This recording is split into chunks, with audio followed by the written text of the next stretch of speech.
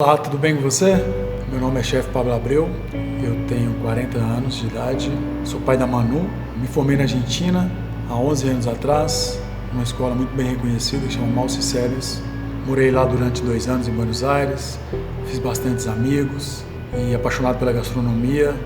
Nesses anos, na verdade, esses 11 anos, trabalhei em bistrô, em cozinha industrial, trabalhei em multinacional, sou consultor de uma rede de cinema. E nesses últimos 6 anos me tornei empresário com muita dificuldade, vencendo essa luta diária que é empreender, mas que é gostosa, que é uma luta que te dá prazer, que além de tudo a gente consegue obter sucesso sim, e eu consegui, e hoje eu posso te dizer que no meu Empório Árabe a gente tem muita experiência para contar, muita história, muito embasamento, muita técnica, muita receita e muitos clientes bem atendidos.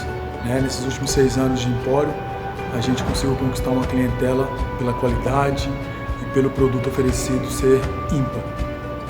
E eu quero mostrar isso para você.